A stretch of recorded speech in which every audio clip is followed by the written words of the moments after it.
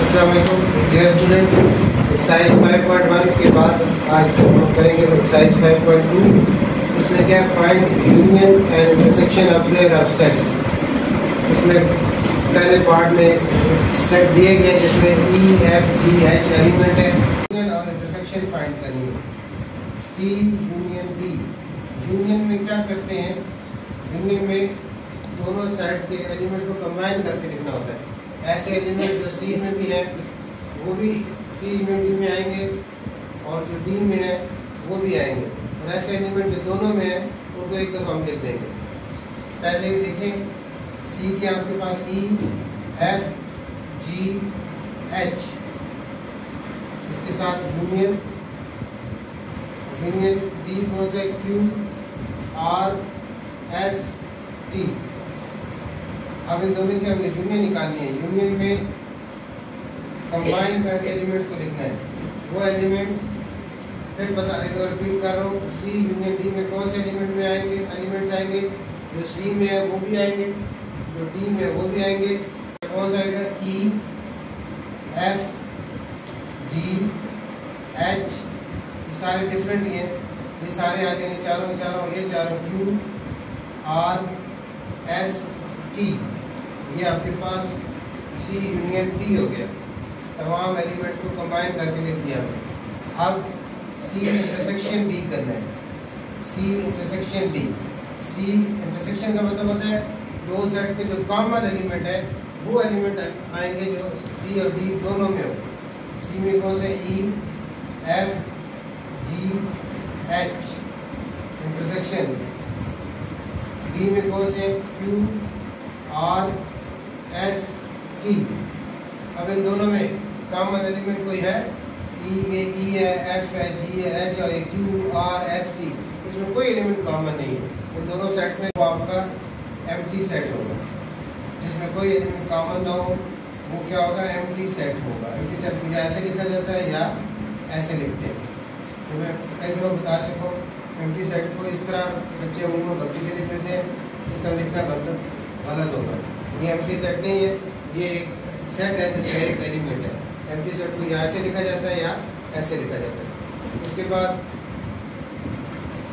दूसरा पार्ट है इसका, इसमें भी ई सेट दिया गया जिसमें 3 फ्रूट्स के नाम है, एप्पल, मैंगो, ग्रेप्स। एफ है, उसमें वाटरमेलन और मैंगो है। अब इनमें इन दोनों यूनियन निकालनी है। ई यूनियन एफ, दोनों के एलिमेंट्स को कंबाइन करके लिखना है। दोनों के एलिमेंट्स को कंबाइन करके लिखना है। एप्पल आ जाएगा, इसमें फाइंड करना है आपको।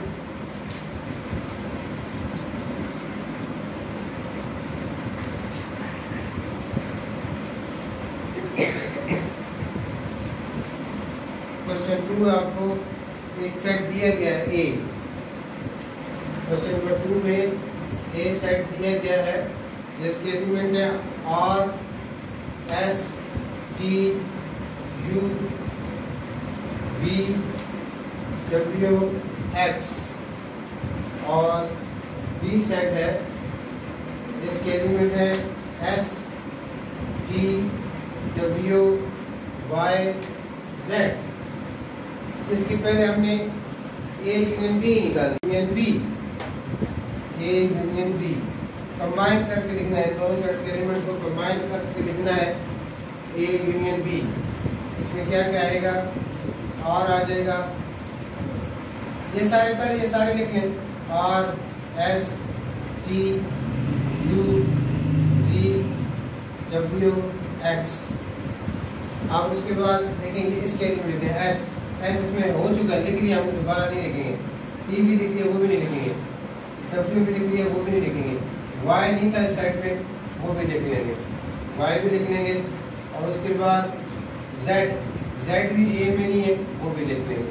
तो ये हमने क्या निकाल दिया, ए यूनियन बी निकाल दिया। ए यूनियन बी में कौन से एलिमेंट होते हैं, जो ए में हो वो भी यहाँ लिख लेते हैं, जो बी में हो वो भी लिख लेते हैं, या जो दोनों में हो उनको एक दफा लिख लिया। हमने क्या करना है, इसको वेन डायग्राम से रिप्रेजेंट करना है। इसका सेकंड पार्ट है कि draw Venn diagram to represent set A union B. Venn diagram इसकी रिप्रेजेंट करते हैं हम इसको ए यूनियन बी को।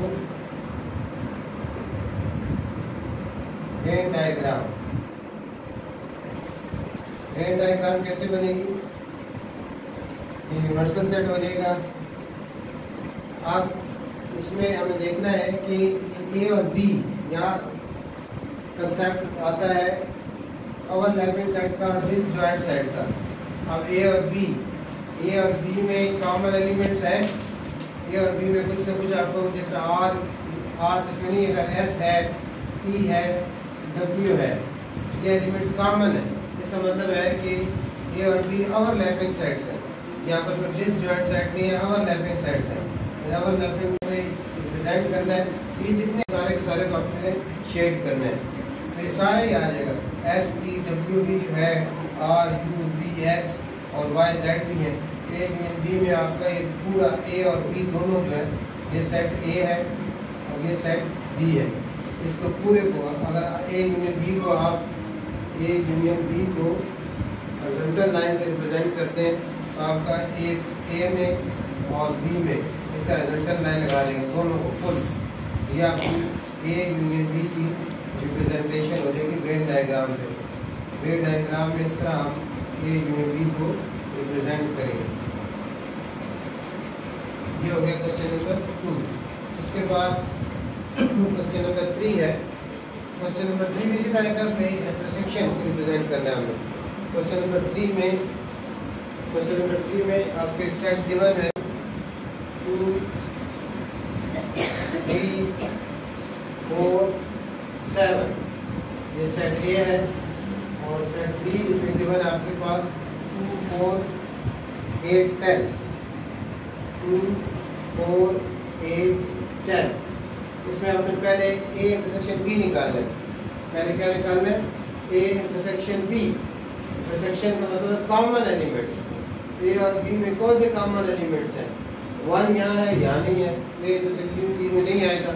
2 यहाँ है, 2 ए में है, 2 बी में भी है, ए इंटरसेक्शन बी में आ जाएगा।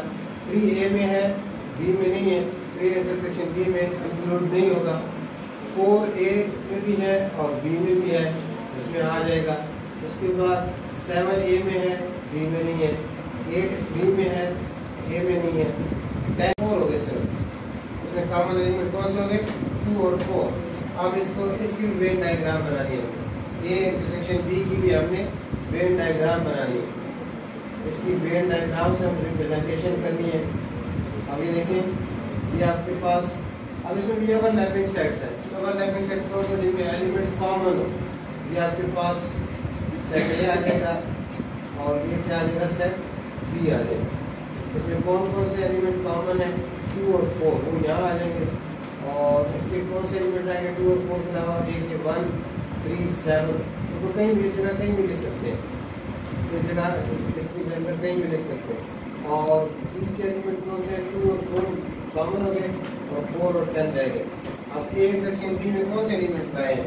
2 और 4 आए हैं, तो जो जिस पोर्शन में 2 और 4 है उसको आप शेड करेंगे। इस तरह हॉरिजॉन्टल लाइन लगा रहे हैं, कुछ और भी कलर भी कर सकते हैं आप। ये ए इंटरसेक्शन बी वाला एरिया, ये वाला एरिया, इसको आप इस तरह लाइन लगा के शेड कर देंगे। तो ये आपका वेन डायग्राम में ए इंटरसेक्शन बी को क्या करना है? रिप्रेजेंट करना है। इस तरह ए इंटरसेक्शन बी की रिप्रेजेंटेशन हो गई।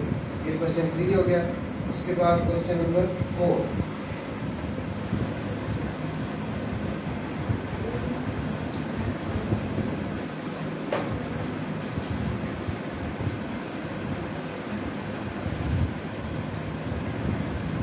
क्वेश्चन नंबर 4 और 5।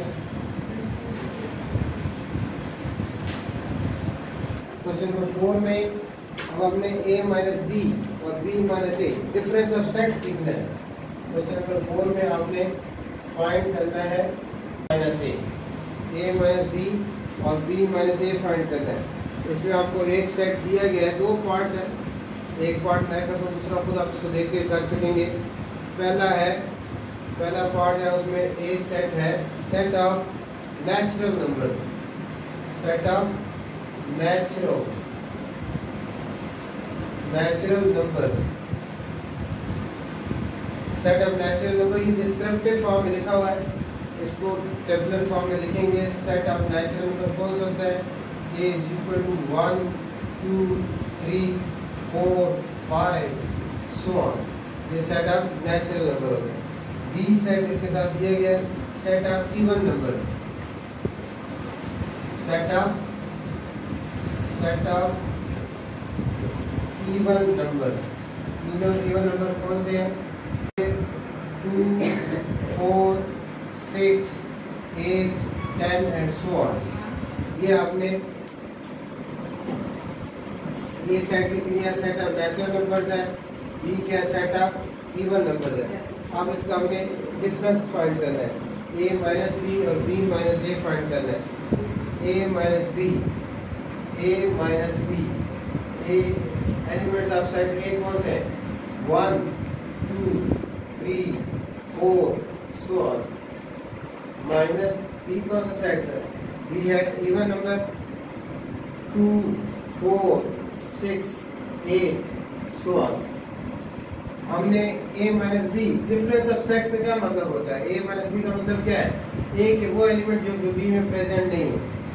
इसमें कौन से एलिमेंट आएंगे? The elements of a which are not elements of set A which are not present in set B. Which elements of set A are not present in set B? 1 3 5 7 9 and so on. These numbers are not present in set B. So a minus b is equal to 1 3 5 7 9 so on. उसके बाद हमने क्या find करना है? b minus a, b minus a। अब पहले b लिखना है। b कौन सा है? 2 4 6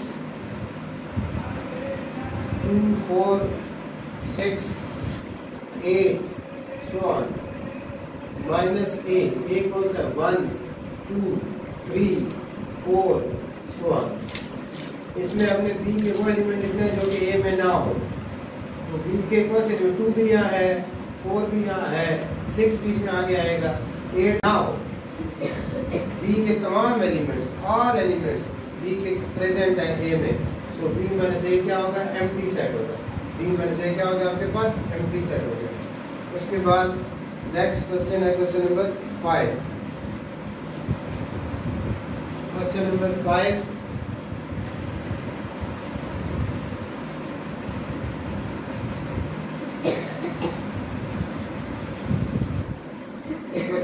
5 में आपको यूनिवर्सल सेट दिया गया है। क्वेश्चन नंबर 5 में यूनिवर्सल सेट गिवन है जिसके एलिमेंट है p q r s t u। ये यूनिवर्सल सेट के एलिमेंट है। उसके बाद y सेट आपको दिया गया है एक और b। अब हमने इसमें y कॉम्प्लीमेंट फाइंड करना है। क्या फाइंड करना है? y complement. इसको क्या पढ़ते हैं? y कॉम्प्लीमेंट फाइंड करना है। y कॉम्प्लीमेंट क्या होता है? y कॉम्प्लीमेंट का मतलब किसी भी सेट के जब हम कॉम्प्लीमेंट लेते हैं उसका मतलब होता है u minus that set, u minus v y complement mean u minus y। u minus y का मतलब क्या होगा? यूनिवर्सल सेट को u से भी जाहिर करते हैं और इस ग्रुप में ये सिंबल यूज है, ये भी देख सकते हैं आप ऐसे। Universal set minus y, universal set वो एलिमेंट जो कि y में प्रेजेंट ना हो। y को आपने यूनिवर्सल सेट से माइनस करना है। y complement is equal to, first of all universal set के एलिमेंट लिखेंगे s t u। उसके बाद y के एलिमेंट लिखेंगे। y के एलिमेंट कौन से हैं? p r b। अब इसमें हमने वही डिफरेंस जिस तरह सेट है, हमने यूनिवर्सल सेट और y का डिफरेंस फाइंड करना है। यूनिवर्सल सेट के वो एलिमेंट लिखने जो कि y में ना हो। यूनिवर्सल सेट के या दूसरे लफ्ज़ों में कह सकते हैं कि y के एलिमेंट जो है p r b वो इसमें से क्या कर देने हैं? माइनस कर देने हैं। क्या यूनिवर्सल सेट के वो एलिमेंट, अब ये ठीक है इस तरह डेफिनेशन, यूनिवर्सल सेट के वो एलिमेंट जो कि y में ना हो। कौन कौन से नहीं है? e वहाँ है वो नहीं लिखेंगे, q नहीं है वो लिख लेंगे, r वहाँ है वो भी नहीं लिखेंगे, s y में नहीं है वो आ जाएगा, p s के बाद p इसमें नहीं है वो आ जाएगा, उसके बाद u भी इसमें नहीं है वो भी आ जाएगा। ये हमारे पास वाई कॉम्प्लीमेंट हो, मतलब ये होता है कि universal set minus that set. ये एक्सरसाइज 5.2 के फर्स्ट 5 क्वेश्चन है। नेक्स्ट 6 से लेकर 10 तक इंशाल्लाह नेक्स्ट वीडियो